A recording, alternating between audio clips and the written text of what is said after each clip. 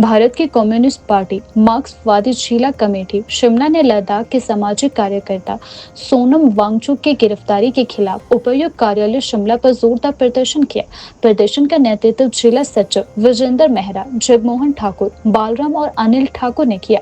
नेताओं ने वांगचुक की गिरफ्तारी की कड़ी निंदा करते हुए कहा कि यह केंद्र सरकार की तानाशाही रवैये और लद्दाख के लोगों की लोकतांत्रिक आकांक्षाओं का अपमान है। उन्होंने कहा कि लद्दाख को संविधान की 6ठी अनुसूची में शामिल करने और राज्य का दर्जा देने की मांग जायज है। प्रदर्शनकारियों ने सोनम वांगचुक की तत्काल रिहाई, सभी मामलों की वापसी, लोकतांत्रिक अधिकारों की रक्षा, लद्दाख आंदोलन की मांगे स्वीकार करने की मांग की। उन्होंने प्रशासन द्वारा दिए गए दमन को अमानवीय बताते हुए कहा कि इसमें 4 लोगों की मौत और कई लोग घायल हुए हैं। सीपीआईएम ने केंद्र सरकार से आग्रह किया है कि वह दमनकारी उपायों को बंद कर आंदोलनकारियों से सार्थक संवाद करे। केंद्र सरकार होश में आओ, होश में आओ, होश में आओ।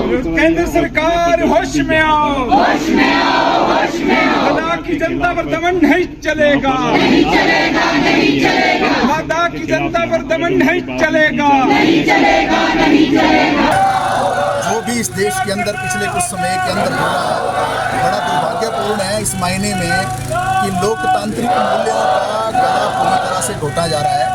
इस देश के अंदर नव फांसीवाद लागू किया जा रहा है और हम देख रहे हैं जो भी केंद्र सरकार की नीतियों के ऊपर सवाल खड़ा करता है उसको तरह तरह की धाराओं में, जेलों में ठूंसा जाता है। बहुत सारे लोग ऐसे हैं जो जनतांत्रिक अधिकारों को लेकर जिन्होंने लड़ाइयाँ लड़ी, पिछले 5 वर्षों से वो जेलों में हैं।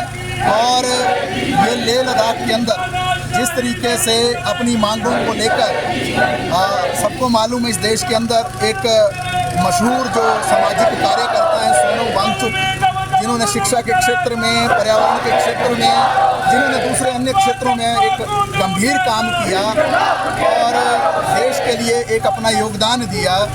जब वो आंदोलन पर थे और उस आंदोलन के समर्थन में जब वहाँ के हज़ारों लोग आंदोलन पर आए और उसमें जो कुछ, बेशक उसमें कुछ हिंसा की घटनाएं हो गई जो कि दुर्भाग्यपूर्ण थी, लेकिन ये सारी घटनाएं कोई उनके द्वारा प्रायोजित नहीं थी। ये गुस्सा था, जैसा कि आप देख रहे हैं जितने भी बयान जारी किए जा रहे हैं, लद्दाख जो लोग हैं, उनकी जो संस्थाएं हैं, वो बार बार इस बात को स्पष्ट कर चुके हैं कि पिछले काफ़ी सालों से जब इस देश के अंदर जम्मू कश्मीर को तोड़ा गया, राज्य से एक केंद्र शासित प्रदेश के रूप में बदला गया, उस समय में बहुत सारी आकांक्षाएं लद्दाख के लोगों को थी कि केंद्र शासित प्रदेश बनने के बाद उनको राज्य का दर्जा मिलेगा या उनको जो 6ठी अनुसूची में शामिल किया जाएगा, वहाँ विकास के कुछ काम होंगे, वहाँ गरीबी पर कुछ जो काम होगा, वहाँ बेरोजगारी भारी संख्या में है उस पर कुछ काम होगा। वो काम तो केंद्र सरकार ने किया नहीं, उल्टा जो है पिछले काफ़ी समय से इस आंदोलन को दबाने की साजिशें केंद्र सरकार की ओर से होती रही थी। और इसलिए जो उस दिन घटनाएं हुई उसके बाद सोनम वांगचुक को गिरफ्तार करना, NSA लगाना, ये अपने आप में और ज़्यादा दुर्भाग्यपूर्ण है, क्योंकि जिस तरीके के आरोप न केवल सोनम वांगचुक पर लगाए जा रहे हैं बल्कि पूरी लद्दाख की जनता को देशद्रोही घोषित किया जा रहा है। ये लद्दाख की जनता कौन है?